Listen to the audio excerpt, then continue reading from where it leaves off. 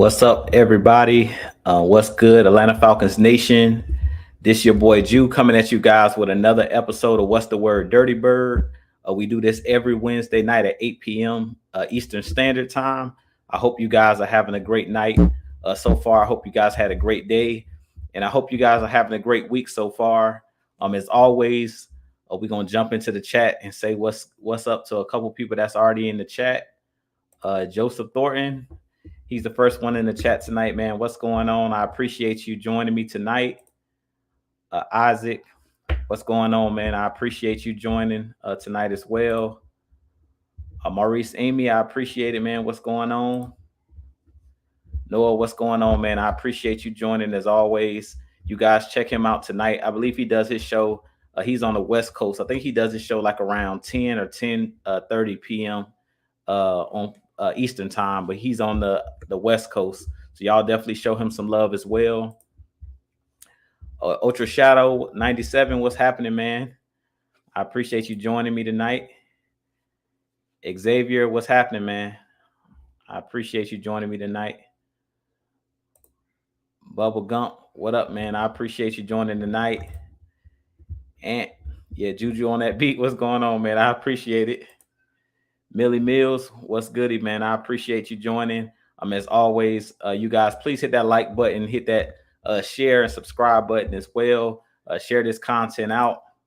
YMOF Jamal 05, what's happening, man? What's the word, Dirty Bird? Yeah, another episode, man. What's happening? And Mad Mike, what's going on, man? I appreciate each and every one of you guys joining tonight. Like I said, we got a lot to talk about tonight. You guys know I try to keep it to an hour. But we got a lot of things we're going to jump in tonight. We're going to talk about some Atlanta Falcons news first. Then we'll talk about a little bit of free agency talk, draft talk. And then we also will do the fan Q&A as we always do, which to me is the funnest part of the show where I can answer you guys' questions. And shout out to my boy K-Styles, Six-Man K-Styles. Y'all make sure y'all go and hit that subscribe button on both of their channels. Mad Mike is on the quest to 7,000 subscribers. The Sixth Man, he's on his quest to 1,000, and you guys know I'm still on my quest to 2,000. So y'all definitely go and hit that like and subscribe button. We definitely continue to give you guys that great Atlanta Falcons content and NFL content in general, not just Atlanta Falcons content. So definitely share out this content as well. And Michael Walker, what's going on, man? But with that being said, let's go ahead and jump into the first segment of the show, which is going to be Atlanta Falcons news. I haven't really been dropping a whole lot of news because, as you know, we are in the off season. But I did see this week former Atlanta Falcons Ricardo Allen, our former safety, did recently retire. So I do want to wish him happy trails as far as his retirement. It doesn't come as a surprise that he's retiring. As you know, he did play with the Cincinnati Bengals last year, and he got to end his career at the Super Bowl. So shouts out to Ricardo Allen. Like I said, I wasn't too surprised to see him step away from the game. He pondered retirement after leaving the Atlanta Falcons, but decided to play one more year and signed a one-year deal with the Cincinnati Bengals, where he was pretty much in a reserve role as a special teamer and like a second string, a third string safety for their team. So he didn't get many snaps on the defensive side of the ball. But we know Ricardo Allen, after suffering that Achilles injury in Atlanta, it kind of, slowed him down a little bit. He lost a couple steps and things of that nature after injuring that Achilles, and kind of was never the same player as far as, being able to cover and things of that nature and his lateral quickness.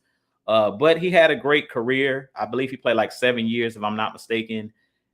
First being cut by the Atlanta Falcons and then coming back, being on the practice squad. And then when Dan Quinn came in that regime, he switched Ricardo Allen from corner, which he played at Purdue, to safety. And he played really well as a free safety for a couple years for our Atlanta Falcons.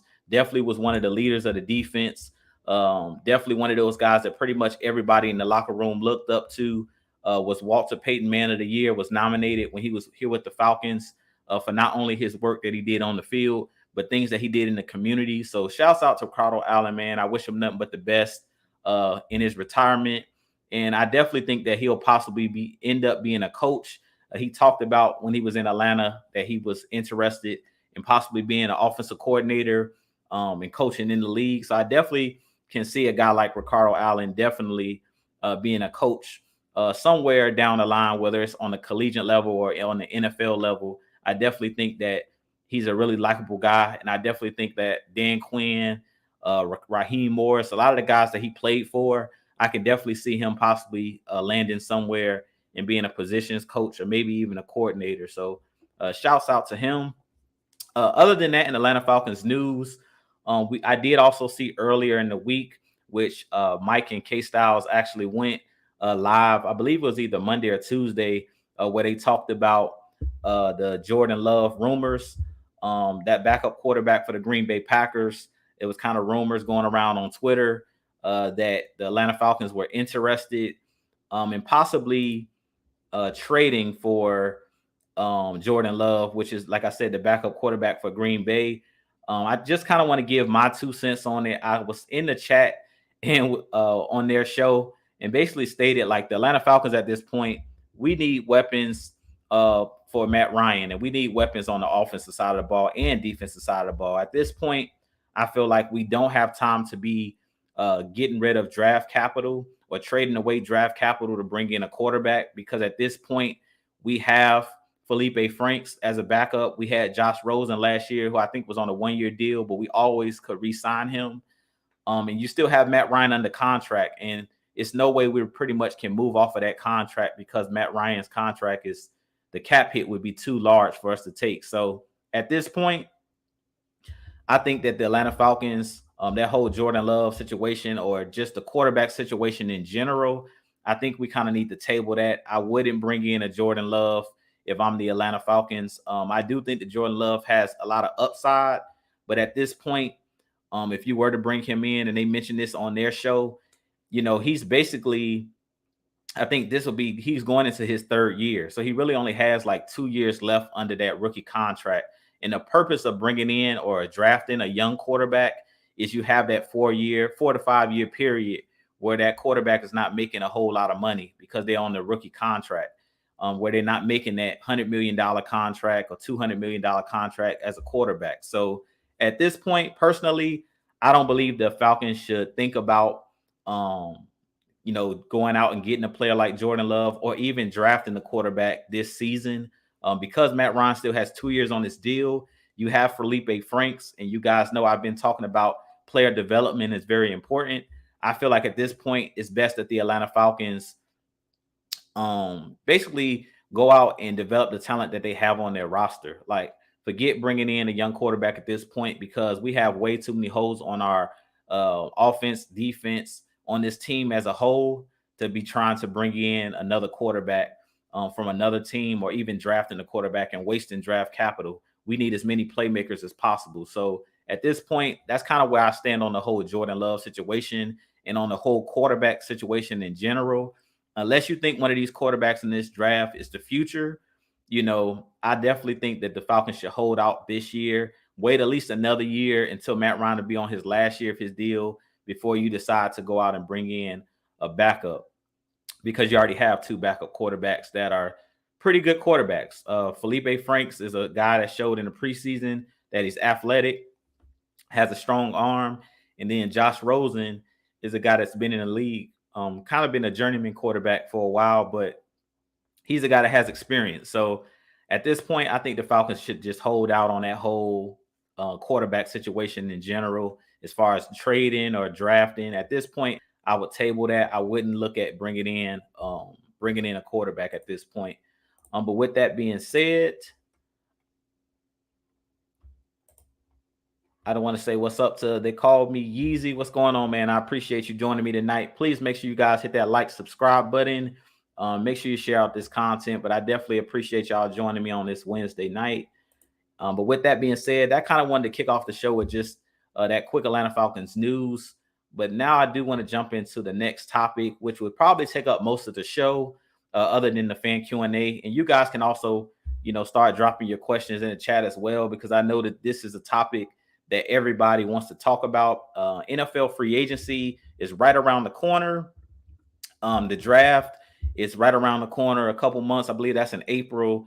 But next month actually starts the NFL Combine, and then the free agency also starts um next month in March. So you guys let me know what you think about players that we should sign or bring in, re-sign, or players you think that would fit this Atlanta Falcons team in free agency.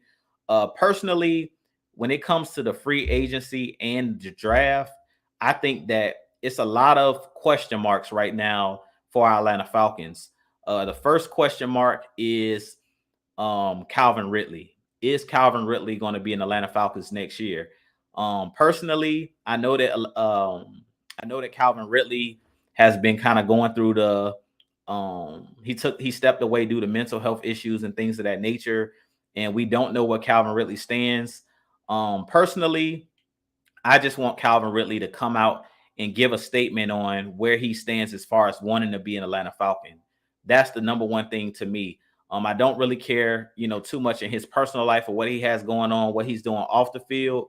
Personally, I just want to know, does Calvin Ridley want to be an Atlanta Falcon or not? Because we've seen Arthur Blank come out in the Super Bowl. He was down at the Super Bowl during media day, and they interviewed him, and he basically stated that he would love to have Calvin Ridley back, but him and Terry Fontenot in the front office, they don't know where Calvin Ridley stands.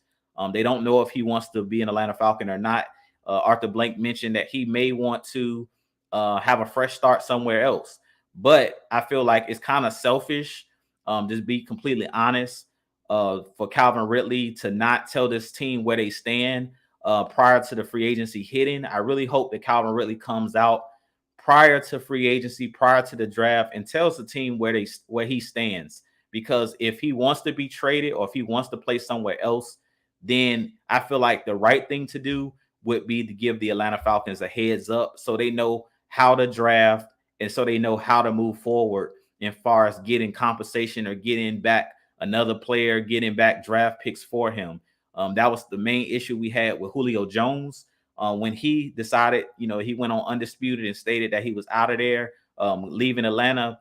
It kind of put the Falcons, Arthur Blank, Terry Fontenot in a tight situation where they had to hurry up and make a deal because teams kind of knew that Julio Jones wanted out. So at that point, we had no leverage pretty much as far as getting back compensation. So we had to basically just take whatever deal we could, the best deal that was on the table, because Julio Jones kind of put it out on the table that he didn't want to be in Atlanta, and it made it difficult for our team. So personally, I think in the instance of Calvin Ridley, if he could just come out, I don't care if he gives a statement, I don't care if it's his agent, they can do it behind closed doors. Just go to the front office, tell them what you want. If he wants out, let him go. If he wants to be an Atlanta Falcon, we know how to move forward. But I believe right now that we kind of at a standstill where Terry Fontenot and the front office really don't know what to do because they don't know where Calvin Ridley stands. So that's the first thing I feel like in free agency, we kind of got to get nipped in the bud.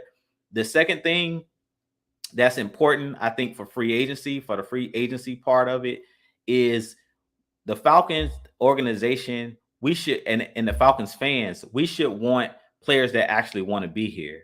So I feel like the Foyers, the Cordero Pattersons that basically come out and state, Cordero Patterson has put out numerous tweets of stating that he wants to be in Atlanta. He's put out all kind of pictures of him and the owner, Arthur Blank. He's put out pictures of him holding the sign stating that he wanted to come back to Atlanta in the last game of the season. He had the cleats the last game of the season stating that he wanted to come back to Atlanta and possibly retire as a Falcon. Personally, in free agency, I want players that want to be here, point blank in the period. And that's the reason I was talking about the whole Calvin Ridley situation is he just needs to let the team know where he stands. Like at the end of the day, I want players that want to be a part of the organization because I don't want to hold on to players just for money situations like where they just want to get the bag. In the Julio Jones situation, we kind of got fleeced because we gave him the big contract and then he decided that he wanted out. So it just put the Falcons in a worse cap situation because of him basically taking all of that money and then deciding to leave. And I don't want to see that situation happen again with the Calvin Ridley. So at this point, let the team know where you stand, like I said, so we can move forward. And then I also want players that want to be here. That's most important. Players that are producing, like last season, CP was one of the best players on our team, had the most touchdowns on the team, pretty much played every position, special teams, defense, where he was out there on a Hail Mary. I mean, he did it all for our team last year. So I feel like Cordell Patterson deserves extension. And then we also have to see him in this free agency. I really think that it's going to be important that the Falcons restructure some more contracts. I really think that the Falcons are going to have to restructure either Matt Ryan, restructure Grady Jarrett to create more cap space. I feel like it'd be the easiest to restructure Matt Ryan, because I think that Matt Ryan still has at least 3 to 4 good years left in him. And I think the best move would be for our Atlanta Falcons to go ahead and restructure Matt Ryan to create space so the Falcons can go out and bring in a couple free agents. I don't think that we'll be able to get that splash free agent. We may have to go for a lesser talent. But if we rusher, or whether it's a veteran wide receiver, kind of how we did when we brought in Mohamed Sanu a couple years ago in free agency, I think the Falcons at least need to bring in a number 2 wide receiver, or maybe use some of that money to bring back Cordell Patterson or Russell Gage or Hayden Hurst. Those 3 guys, we definitely have to find a way to restructure some of these contracts to create more cap space. And I think Matt Ryan will probably be the easiest guy to restructure, because you can make basically his money bonuses. The same with Grady Jarrett, because those guys are still playing at a high level. Even Deion Jones to an extent, because he's still playing at a high level. I wouldn't mind restructuring one of those 3 guys, but I think Matt Ryan's contract would probably be the most friendly, because he has the biggest contract to kind of restructure, add some years into his deal, and then roll some of that money to bonus money. But at this point, we got to do whatever we can do to bring in some free agents to create cap space for this draft class and for this free agency coming up, because I don't want to see the Atlanta Falcons end up in a similar situation last year, where all we were able to do is basically sign a bunch of guys to 1-year deals. I do think that this year will be similar to last year, but I do think with them getting rid of Dante Fowler and possibly cutting a couple more people and restructuring some deals, I think the Falcons at least be able to bring in a mid-level or mid-tier kind of guy to come in and help, bring in more talent for this Atlanta Falcons team. But with that being said, I do also want to jump back into the chat really quick. Tony Wright, what's going on, man? He says, if Calvin Ridley hasn't said anything all this time, he's not going to say anything now. He'll wait until the last minute if he does say anything. I mean, at this point, I agree with you. If he doesn't say anything, then I would just get rid of him, to be real about it. I wouldn't wait all day. Like, if he doesn't tell the Falcons where he stands prior to free agency or prior to the draft, at this point, we have to do what's best for the organization, because it's a business. I love Calvin Ridley. I wish him nothing but the best, but we can't afford to continue to pay, him top dollar, $11 million, $12 million a year, and he's on the shelf. Like, at some point, we have to have that talent on the field, and that really hurt us last year. I definitely understand mental health is no joke, and I do wish him nothing but the best when it comes to that. But at the end of the day, it's a business. So at the end of the day, if he doesn't come to the organization and state, how he's feeling, if he's not giving them a targeted date of when he can come back, or whether he'll be back for OTAs or be back for training camp, I think that the Falcons have to move him, because he's making too much money, and the Falcons can't afford to continue to shell out that kind of money and not bring in any production, especially because how tight our cap is. We can't afford to have guys making that type of money and they're not on the field. I mean, we just got to be real at this point. Aunt Jay says, facts. What's going on, man? Let's see. Brian Peoples, what's going on, man? He says, I think Terry is making some deals behind closed doors, but we don't know, though. I think the same thing. I mean, Terry Fontenot, so far, he hasn't given me any reasons to doubt his judgment. So at this point, we got to give Terry Fontenot the benefit of the doubt. Last season, they were just in cap hell. We were in cap hell. Worse than this season, we didn't have any money, and then you brought in a whole new regime. So they kind of had to go out and just get veteran guys that they thought would fit the scheme. But this year, I definitely think with Terry Fontenot and Arthur Blank having that full season to evaluate the roster and them being able to go down to the Senior Bowl, I definitely think that that's huge. Before I move on, we have a new member. If I can bring it up here. Now I appreciate it, man. Mad Mike joined the Jew Talk Sports membership, so that is a $2.99 or $4.99. I appreciate you joining, Mad Mike. If you guys want to join my Jew Talk Sports membership, all you got to do is just hit that join button on my page. It's $2.99 or $4.99 a month, but I appreciate you doing that. And then when you do that, you do get perks. You do get content control, meaning you can ask me to do a video, and I'll make sure my next video is whatever you ask me to do a video on, whether it's a player, me doing my prospect videos, or maybe it's just me talking about the Falcons in general. But I appreciate Mad Mike joining the Jew Talk Sports membership. I really appreciate it, man. But with that being said, I want to jump back into the chat. And Isaac says, so who are you or who are we picking up when we trade Ridley? To be honest, I don't really know what we'll be able to get for Calvin Ridley. I really think the best we probably will be able to get for Calvin Ridley is a second round pick at this point, unless it's a team that really needs a wide receiver 1 or 2, and they give us that first round pick. I prefer a first round pick, but I don't know if we'll be able to trade player for player for Calvin Ridley. I think it could happen, but I don't know as far as it will be able to trade player for player based off of contract reasons. It's really hard in the NFL, unlike the NBA, where you can just swap player for player because the contract and because the salary cap is so tight. But if I was the Falcons, I'm not taking nothing less than a second round pick for Calvin Ridley, and possibly multiple picks, but at least a second round pick, because Calvin Ridley is a first round talent. And I believe he's only 26, 27 years old. So he's still right in the prime of his career. So at this point, we know when Calvin Ridley is healthy and he's in the right mind frame, he's a guy that can give you 1,500 yards, 8+ touchdowns, 8 to 10 touchdowns in the season. So, I'm not going to poo-poo Calvin Ridley's skill set. We know that Calvin Ridley is a dog, and that's the reason why I kind of want to know where he stands, because we heard Arthur Blank, like the front office and the coaching staff, they know how well or how good of a player Calvin Ridley is. When he's in the right mind frame, he's an elite wide receiver. So we just need him in the right headspace. But personally, if we do decide to move on from Calvin Ridley, I think it'll be like a second round pick. I wouldn't take anything less than a second round pick. If we can somehow sneak a first round pick in there, I would take a first round pick.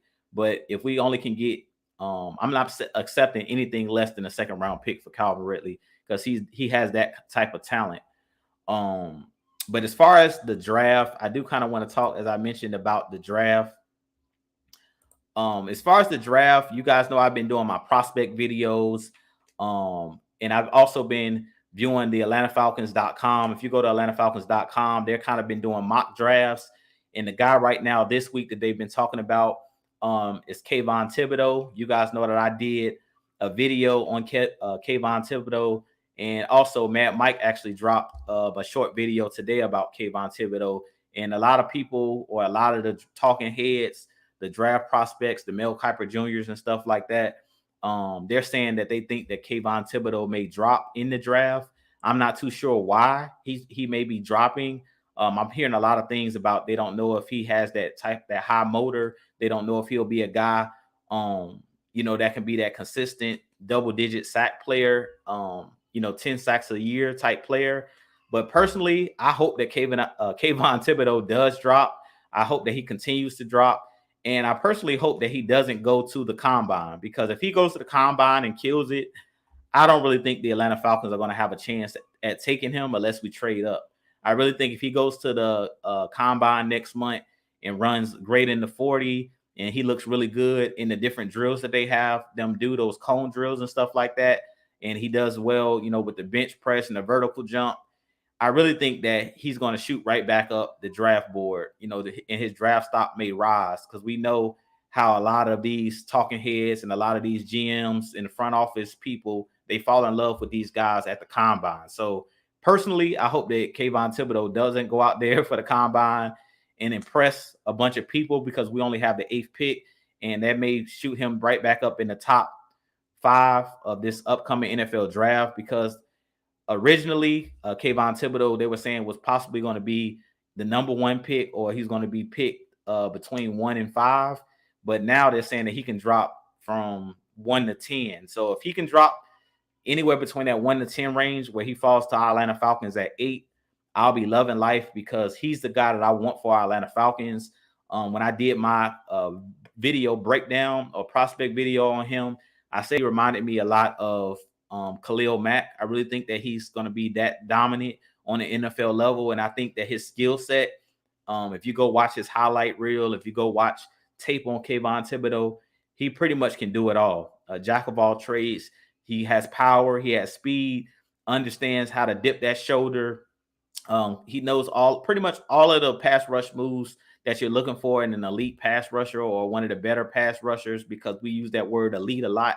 But as a top tier pass rusher, I definitely think, to me, Kayvon Thibodeau is like the top edge rusher that I have. A lot of people think that Aiden Hutchinson out of Michigan is a guy that a lot of people have as their top edge in this draft class.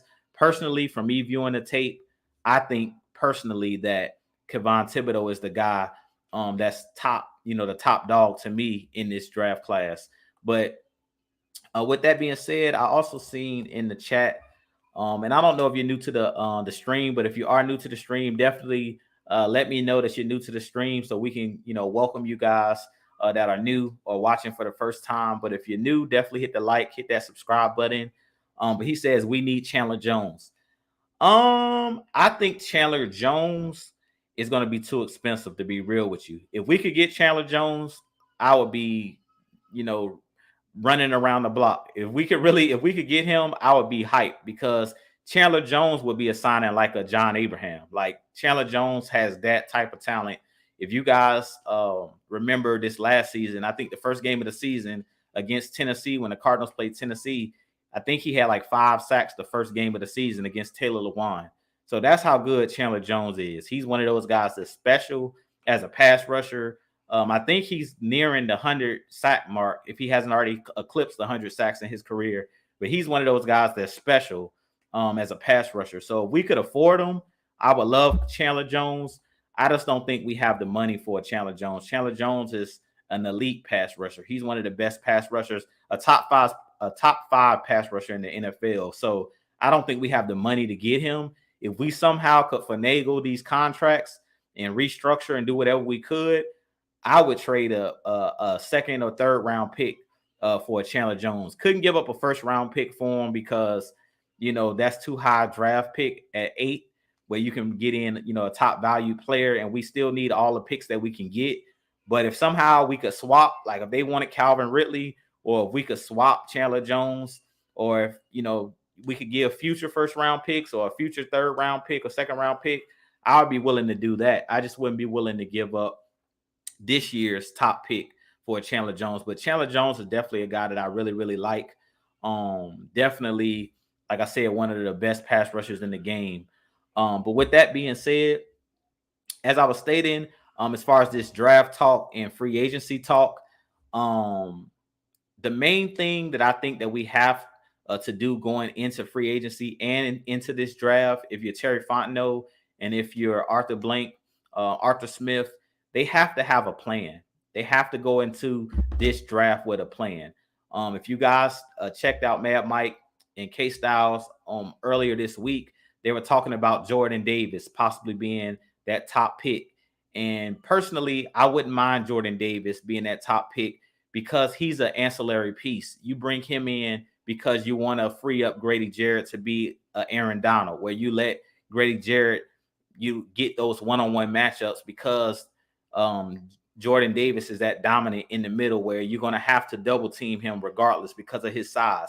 6'6", 200 or 350 plus pounds.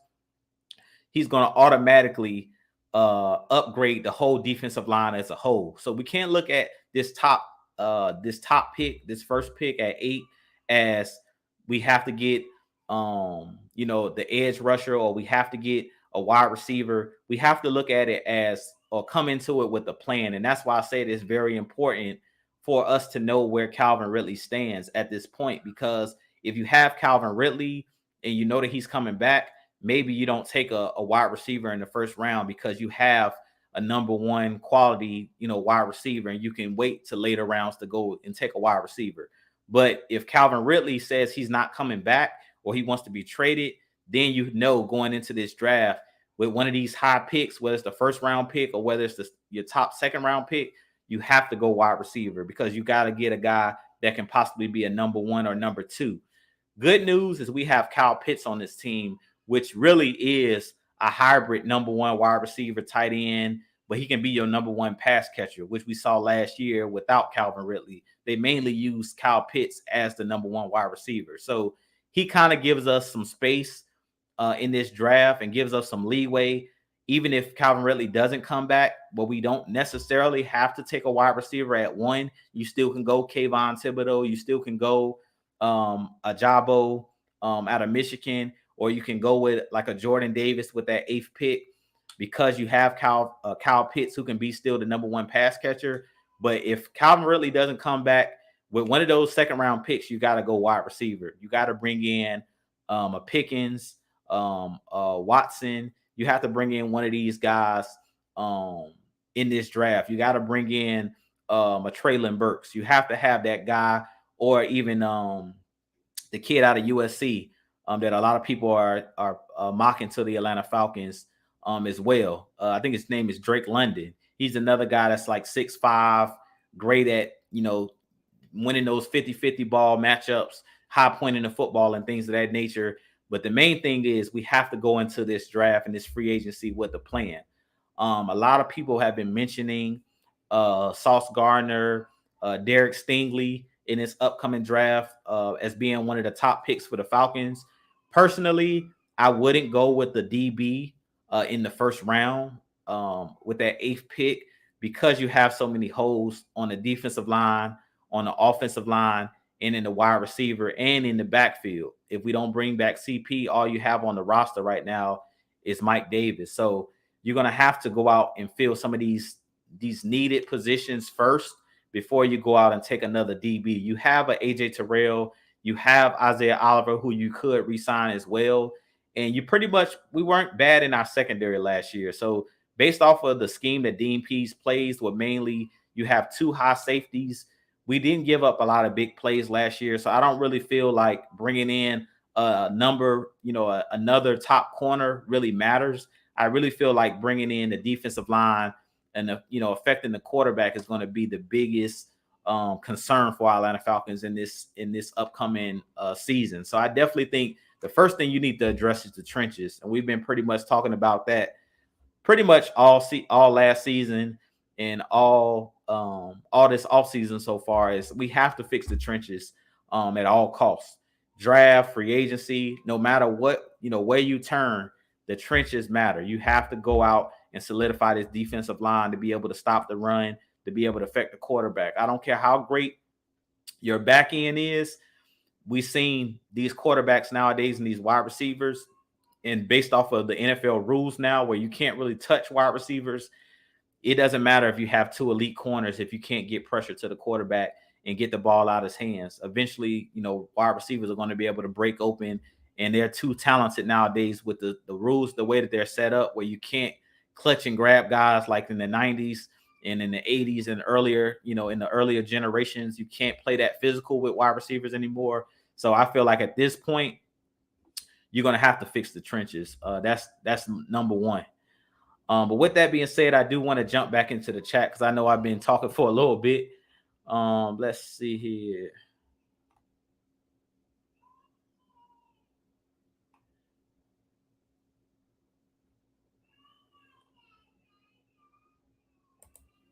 So Tony Wright says, with so many good DNs in this year's draft, the only way we should stay at or use the 8th pick is if Kyle Hamilton, Notre Dame, doesn't get drafted with the first 7 picks and we draft him at 8.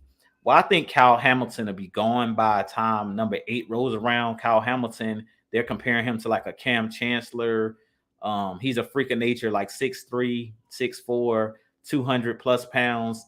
I've watched his tape. I didn't do a prospect video on him yet because I just think it's kind of pointless to do a video on him because I don't think that there's a chance he's going to drop past like the 5th pick, to be honest with you guys. I think Kyle Hamilton is that special. He has the ability to play the corner position.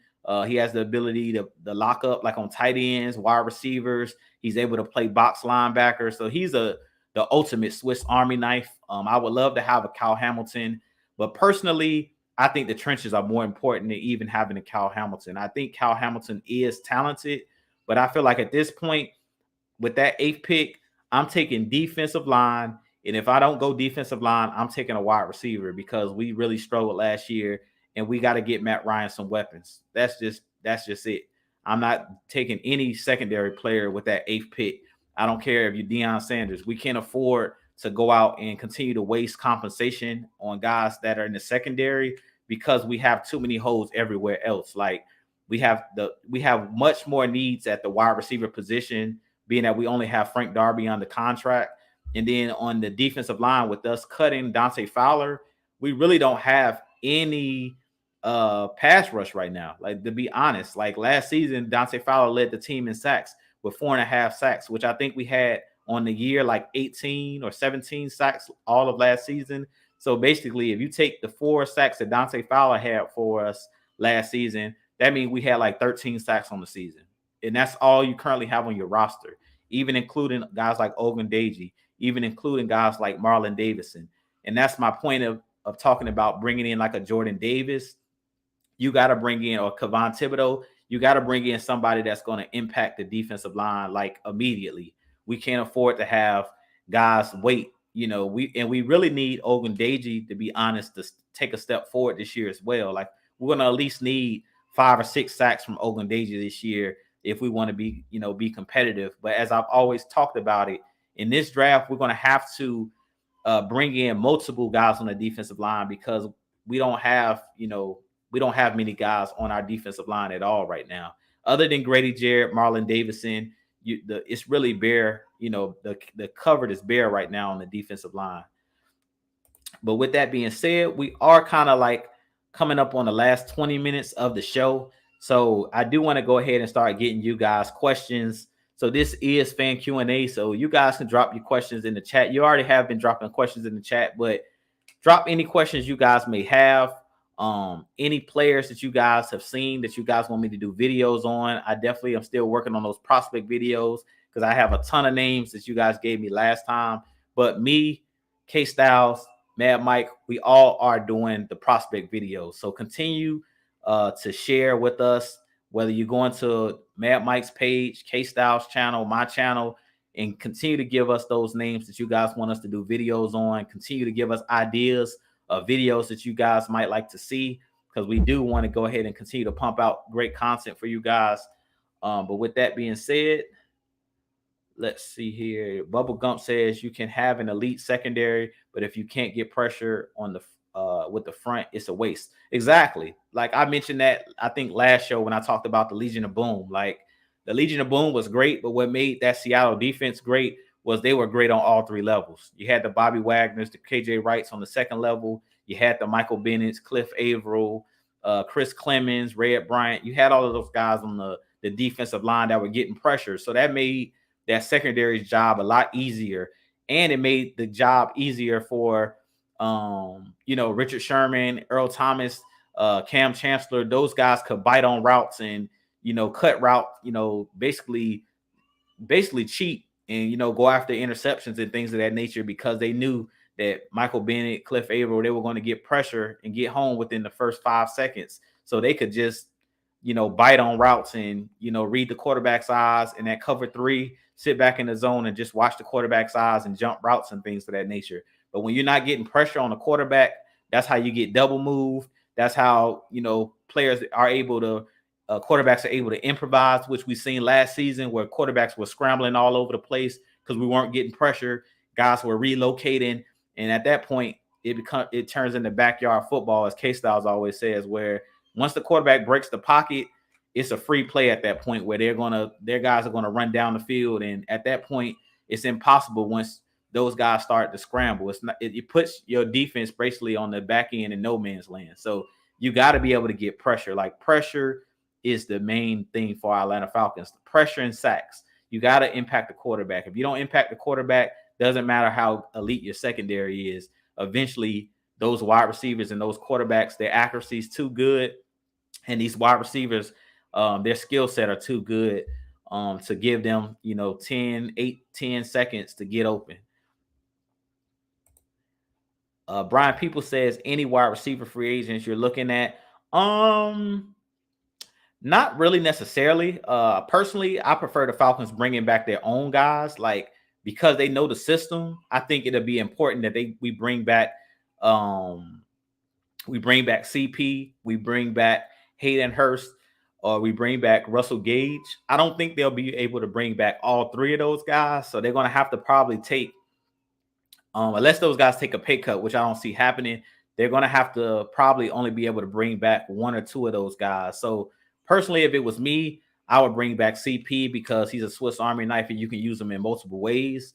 And then probably Hayden Hurst because Arthur Smith likes to run sets with two double tight ends. He likes to run a lot of jumbo sets based off of the run. So I definitely think if you only can bring back two out of the three guys, I would bring back CP and Hayden Hurst, or Russell Gage and Hayden Hurst. I wouldn't bring back CP and Russell Gage. I think you got to bring back another tight end or draft a tight end. So you definitely got to bring back two out of the three guys. Now, one guy that I have looked at and I think would fit our Atlanta Falcons scheme is the wide receiver that played with the Green Bay Packers. I think his name is Valdez Scantling. I really like his game a lot. I think he's like 6'3", 6'4", but I like his game because he's a guy that's a deep threat, and he's a free agent for the Green Bay Packers, and I think he would fit in Arthur Smith's scheme. If we didn't want to take a wide receiver, with that top pick and say like Calvin Ridley decides to come back, Valdez Scantling is a guy that's really good at as a number 2 wide receiver or a number 3 wide receiver. He can line up in the slot. He can line up on the outside, and he has size. He can catch the ball in traffic, and he can take the top off the defense and go over the top. The only thing that bothers me about Valdez Scantling is he's kind of had injury issues with the Packers, but he's a guy that I really, really like. Let's see.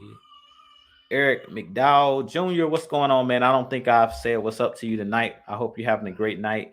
He says we should draft Travis Jones, edge at 8. I haven't seen Travis Jones highlights, so I'm definitely going to have to check him out and see. I definitely will add him to the prospect list. But I wouldn't mind if he's a good edge rusher. We need as many edge rushers as we can get. Like I said, at this point, we got to bring in more pass rush. At the end of the day, we have to bring in pass rush and have to get pressure. As my wife said, Falcons need to apply that pressure. Like, no cap. We have to get pressure on the quarterback. Like, we've been in the cellar or at the bottom of the league for the last, I'll say probably since the Super Bowl. Like, since like 2018, we've really struggled to get after the quarterback. Like, we've had our issues with finding pass rushers. We've had our issues with getting pressure, and we've had our issues with stopping the run, believe it or not. And that's because we didn't have the size after letting go of the Dontari Poe, letting go of Rashid Hageman. Once we allowed those guys to walk in free agency, we never really had anybody next to Grady Jarrett, other than this season when they decided to bring in Mike Pennell and Anthony Rush towards the middle of the season. But prior to that, we seen what the Panthers did to us last year in that first game before we had those big guys up front. They ran the ball pretty much to the tune of 200 plus yards and pretty much controlled the game. So we don't want to see that again this year. So we have to fix the trenches, period. This draft and this free agency is going to be about fixing the trenches and being a team that can get pressure on the quarterback. That should be the number one priority this offseason, period. Let's see. And I don't know, Macho Gundy. I don't know if you've seen or heard it earlier in the stream. We did talk about Calvin Ridley and possibly trading him. There's not really a particular player that I don't think you can necessarily trade Calvin Ridley for, because the actual cap, and because their contracts kind of have to line up. Now, in a perfect world, if we could trade for anybody, the team I think that what we could trade with and it'll be like a perfect fit would be the Philadelphia Eagles, because they need another wide receiver. So I could easily see them wanting Calvin Ridley because he played at Alabama with Jalen Hurts, and you have guys over there with them drafting Devontae Smith last year from Alabama. They have a lot of Alabama type players that Calvin Ridley may be comfortable with. And if we could trade with them, I would try to get Fletcher Cox. But I think Fletcher Cox's contract is a lot bigger than Calvin Ridley's contract. And I don't know if we can afford to pay or take on Fletcher Cox his contract. If we can afford to take his contract, that'll be a team I'm willing to do a player for player trade. Give me Fletcher Cox and we'll swap you for Calvin Ridley. Because I think Fletcher Cox is only like 30 years old. So both of those guys are around the same age. Calvin Ridley's like 27, 28. Fletcher Cox is 30, but he still has a lot left in the tank. And you pair him with Grady Jarrett, then you don't have to worry about bringing in a Jordan Davis. You could just go straight after edge rushers. You got Fletcher Cox in the middle and Grady Jarrett. That's going to eliminate those double teams on Grady Jarrett. And then you can create that monster where you can go out and get a couple edge rushers to play outside of those guys and play off of those guys. And then that enhances players like Marlon Davidson. That enhances players like John Kaminsky, the guys that we already have, Ogundeji. Those guys will play better because they'll basically be playing off of guys like the Fletcher Cox. They'll be playing off of guys like Grady Jarrett, which we've seen with the guy like Dante Fowler, who was just here. We've seen when he was with the Rams, playing off of guys like Michael Brockers, playing with guys like the Ndamukong Suh, playing with Aaron Donald. When he played off of those guys, he was able to get 11.5 sacks. So it works the same way with the guys that we already have, or even if the rookies that we bring in to play edge. If you bring in a Fletcher Cox or you bring in a Jordan Davis, they'll be able to play off of those guys. And the edge guys will get those one-on-one matchups.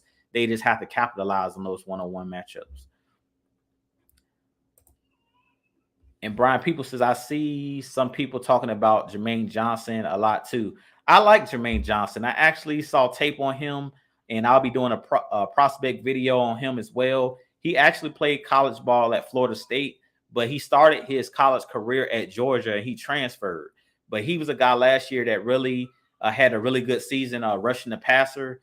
He played really, really well last season, had over 10 sacks for the Florida State Seminoles. And I think he's a guy that can actually come in. I don't think he's a premier pass rusher necessarily, like where he's going to be the top dog right off the bat. But you guys know what I say, strength in numbers. So bring in as many guys as possible, because you need a slew of guys or a handful of guys that can rush the passer. You need about 4, 5, 6 guys you can rotate in and out. If you looked at the Rams, if you looked at the Bengals, those teams were rotating their defensive line. If you look at our Falcons team in 2016, and I've talked about this numerous times here on my show and on the heavy hitter shows. In 2016, you had Vic Beasley, you had Dwight Freeney, you had guys coming off the bench, Jonathan Babineau, you had Grady Jarrett, but then on the bench you had guys like Adrian Claiborne that could come in on third down or come in and give those guys a breather. You had Brooks Reed. You had Courtney Upshaw. So it was a slew of guys, Rashid Hageman. Like you pretty much had 2 defensive lines where you could literally swap out a whole defensive line and put in a whole fresh defensive line at times. So that's something that I think our Falcons need to definitely invest in this draft and in free agency, is bringing in more players in the trenches so you can sub those guys in and out, and you can have a line switch, kind of like in hockey where you basically bring in a whole new line. And I think that'll bode well for our Atlanta Falcons, where these guys don't wear down when it comes to the fourth quarter.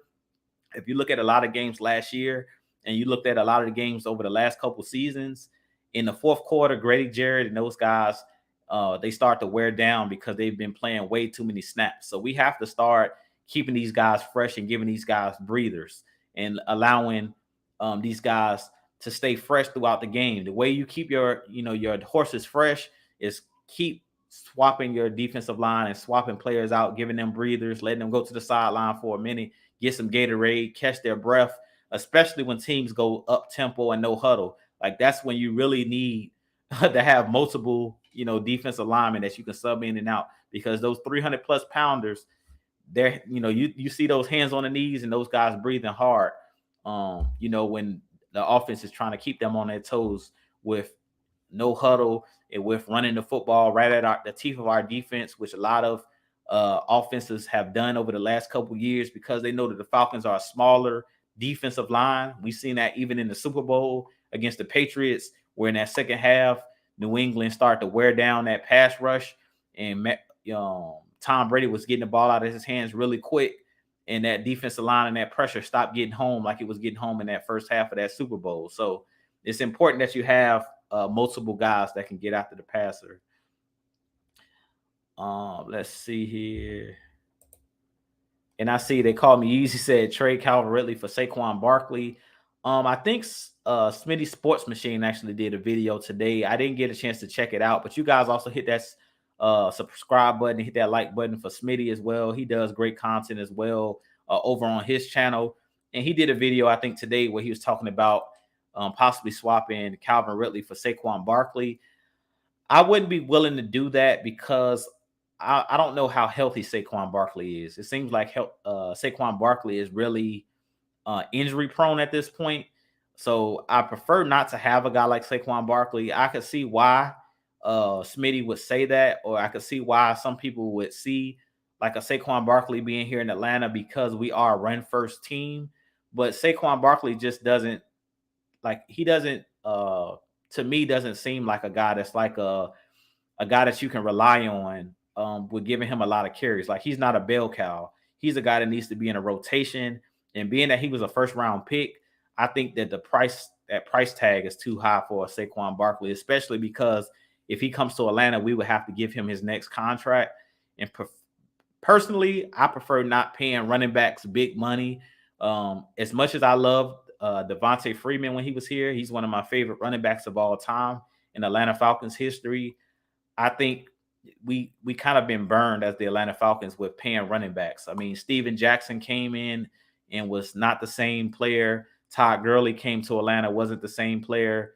At this point, I can't see Saquon Barkley being in Atlanta just because of the injury history. I believe he's had like a torn ACL, and he's had some really, really, really big injuries. And I don't think he's played a full season yet. Like, other than his rookie season, has Saquon Barkley ever finished, played a full season? I don't think he's ever, left a season unscathed. So as much as I like Saquon Barkley as a talent, as Mad Mike say, dude is a liability, I agree. Saquon Barkley has a lot of talent, but just like Christian McCaffrey, both of those guys were first round draft picks. But at this point, I can't see the Atlanta Falcons going and taking a risk like that on another running back, because we've been burned so many times. I mean, you're best off just repaying CP and going in and drafting like two or three, I'll say like two running backs. Either bring Quadri Olison back, bring CP back, and then draft a running back, or bring CP back. You got Mike Davis still on the roster, and go in and draft somebody. I wouldn't, I'm done with the retreads and bringing in veteran running backs, because we see even with Zeke Elliott with the Dallas Cowboys, they gave him that huge contract, almost $100 million. I think he got like a $90 million contract, and he's never lived up to it because they kind of ran him in the ground. So at this point, I'm done with paying, running backs big dollars. At this point, we know that running backs depreciate way too fast to be paying them big dollars, when you can just go in the draft and, bring in healthy, fresh legs and just rotate those guys. Forget bringing in that one bell cow, because most of the time they don't last. And we are coming up on like the last 5 to 7 minutes of the show. So you guys definitely continue to drop your questions. If you have some questions that you would like me to answer before we get off here, because we will be ending at 9 o'clock. So definitely, you guys, if you have some more questions, definitely drop them in the comment section here. And I'm looking here to see if I missed anyone's questions. Okay, so Isaac says, how do you feel about kicking the tires on Rashid Hageman on a prove it deal? I believe he could help us out. I don't know if Rashid Hageman at this point is still in shape because I think he's been out of the league for like at least a year or two. If he's still in shape, I mean, you can't teach 6'7, 350, 325 pounds. Like, we need those big boys up front. So I think Rashid Hageman is still really young. He can't be no more than about 30 years old. So I wouldn't be opposed to it if we brought him in maybe on a prove it deal because he's not going to be able to demand a lot of money because he's on the street right now. So I definitely think if we could bring him in, I don't see why, why not. I think he had got in some trouble off the field though, and that's the reason why the Falcons initially didn't or initially cut him or didn't bring him back. But I don't know if he's gotten that rectified. But if he's gotten all of that rectified, I wouldn't mind bringing Rashid Hageman in. You guys know I love the big body guys, especially in the 3-4 defensive setting. You need big guys. Like if you look at the Patriots, they're a team that's notorious for running the 3-4 since Bill Belichick's been there. The Pittsburgh Steelers, both of those franchises are known for running that 3-4 consistently and running it well. And what makes those that 3-4 great is those big bodies up front. Mike talked about it during their show. You had guys like Richard Seymour. You had guys like Willie McGinnis on that Patriots defensive line. And then you had those big boys in the middle. The Vince Wilforks. On the Pittsburgh Steelers, you had guys like Casey Hampton. Right now, Stephon Tuitt, who's like 6'7", 300+ pounds. You had those big boys up front. You have the Cameron Haywards that plays with the Pittsburgh Steelers right now, who plays multiple positions on that defensive line. And we see TJ Watt with the Pittsburgh Steelers. He's eating off of that 3-4 defense. So those two teams kind of laid the blueprint for that 3-4. And we know that Dean Pease is a guy who coached in New England, coached with the Baltimore Ravens. So he's multi-front. He runs the 4-3, 3-4 hybrid and things of that nature. But I think with the 3-4, you definitely need those big bodies up front. So Rashid Hageman would just be another guy you can add to the rotation of Anthony Rush. If we bring back Mike Pennell, Grady Jarrett, if you decide to bring in a Jordan Davis. But I'll tell you guys this, if the Falcons don't take Jordan Davis, I really think that I wouldn't be surprised if the New England Patriots is a team that Jordan Davis ends up on. Either the Pittsburgh Steelers or either the New England Patriots probably will be one of the teams that Jordan Davis ends up on. But if I had to bet money, I could almost guarantee you if Jordan Davis is on the clock in that first or second round and nobody's taking him, he'll end up being a New England Patriot because they value the big guys up front. You seen last year them taking Christian Barmore out of Alabama, was one of the guys that I wanted, who pretty much wrecked the Atlanta Falcons in that game. If you guys remember the debacle last year on Thursday night when the Patriots pretty much mopped the floor with our Atlanta Falcons. And it was due to them having those big bodies up front, the Christian Barmores, basically disrupted everything on our offensive line. They pretty much had Matt Ryan running for his life the whole game and had Matt Ryan under pressure and under siege the whole game. So with that being said, let's see here. Matt Mike says, can Richie Grant be an impact player going into his second year? This is a great question, Matt Mike, because you guys know how much I love Richie Grant. He was a guy that I wanted the Falcons to take in last year's draft, and I definitely think that Richie Grant is going to be an impact player for our Falcons. He showed little things last year. He punched the football out in one of those games. I think it was in the Dallas game. Even though we were getting blown out, he made a heads-up play and punched the football out. I think Zeke Elliott, he forced a fumble on Zeke Elliott. But Richie Grant is one of those guys that was a leader when he played at Central Florida at UCF. He was one of those guys, because I live in Florida, in the Orlando area. I've seen a lot of his games at UCF, and he was a guy that was a leader on that defense, a ball hawk. And I definitely think that he's going to take another step in year two. I wouldn't be surprised if we don't bring back Eric Harris. I wouldn't be surprised if Richie Grant is the starting safety for our Atlanta Falcons. Last year, we seen Coach Hoke and Coach Dean Pease kind of grooming Richie Grant and molding him and Hawkins, Jalen Hawkins. Both of those guys were being molded into possibly being starters moving forward. We've seen Jalen Hawkins before he had injury. He played really, really well. I think he led the team in interceptions, if I'm not mistaken, in the secondary. But he was a guy that had the first interception in London. Jalen Hawkins, Richie Grant, though, played sparingly on the defensive side early on in the season. But later on in the season, Richie Grant really played well. And one thing I like about Richie Grant is he's a guy that's versatile as well. He's a guy that can play the nickel corner. He's a guy that you can use at a safety. He's a guy that you can put in the box because he's not afraid to tackle. And when he was at UCF, he actually led the team, the defense in tackles a couple seasons while he was there. So he was a guy that on tape, when I watched him at UCF, that was all around the football, always around the football, had a nose for the football, kind of like a poor man's Ed Reed, a poor man's Troy Polamalu, where he just had the instincts to know where the football was, always was around the football. And I definitely think that that's something we can see Richie Grant take that next step this year with our Falcons. I definitely think that he has a chance to be a Pro Bowler. Like, I really think that he has that type of skill set because of his speed and because of his awareness. I definitely think that he has the athletic ability to definitely take that next step. It's just him getting down the playbook. Like, we've heard Dean Pease this past season in the interviews that he did with the media, he talked about Richie Grant, like, getting down the playbook. He's like, once he gets down the playbook, he'll be able to play faster on the field because he won't be doing so much thinking. He'll just be able to go out and read and react. And that's pretty much what you want, out of all of your players.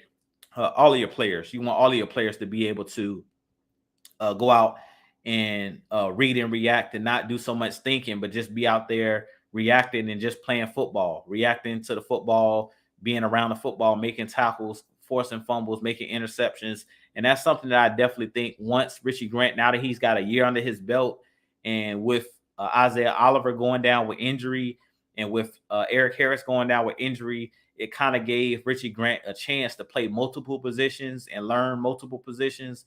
I think that him getting those game reps, it's nothing like getting those game reps in. And I definitely think Richie Grant will be a guy this year that definitely could be one of those guys that could step in.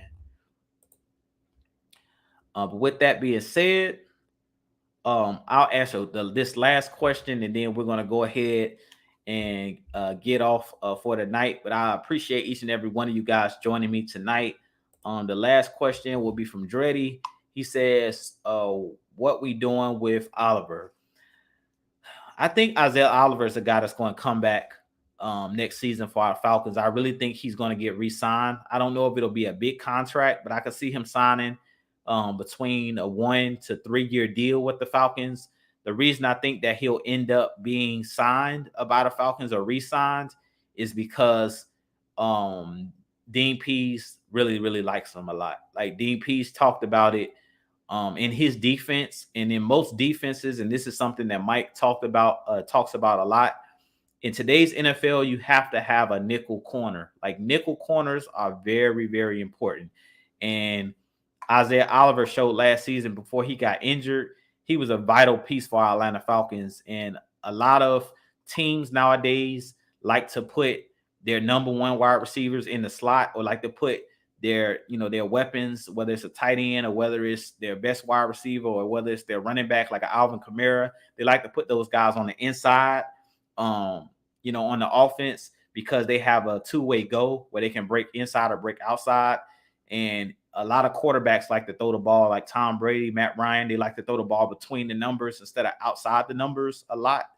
And you have to have that nickel corner that can match up man to man and can cover those guys on the inside. So I definitely think because of Isaiah Oliver's physicality, because he's one of the better tacklers on the Falcons defense and one of the better tackling DBs in the NFL, as long as he comes back from that injury, he's showing signs that he's doing well in his rehab. I definitely think the Falcons at least try to bring him back on a 1 year prove it deal.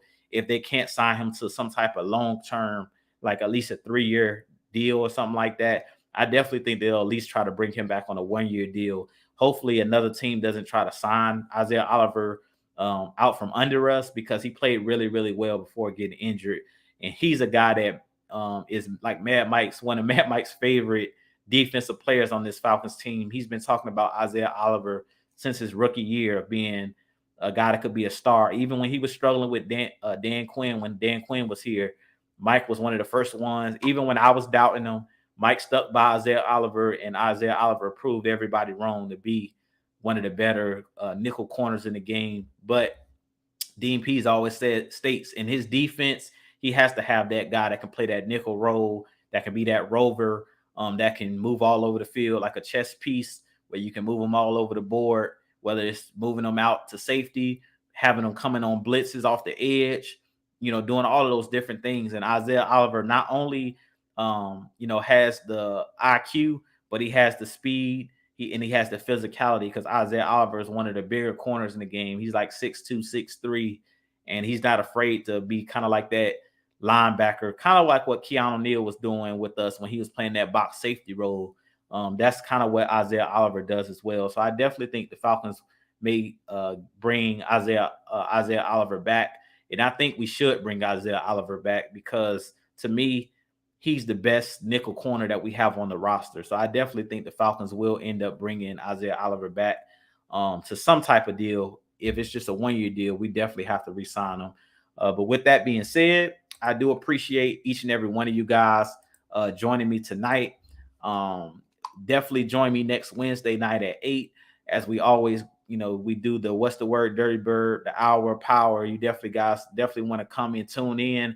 And definitely drop some comments in the comment section on my videos this week, in my community tab. Definitely continue to communicate with me, Mike, K Styles, and give us ideas, because we definitely will be starting back up again, some shows for you guys during the off season. It may not be every week, but we are going to be bringing back the heavy hitter shows during this off season as well. So you guys give us some ideas of things you guys want us to do when we start doing our heavy hitter shows again, and continue to give us topics of what you would like us to do on our solo shows. Definitely continue to give us content and give us ideas of what you would like to see. But with that being said, this been your boy Jew. I'll holler at you guys in the next video or in the next live show. As always, Falcons Nation, rise up. You guys have a blessed rest of your week, and I'll holler at you. Peace.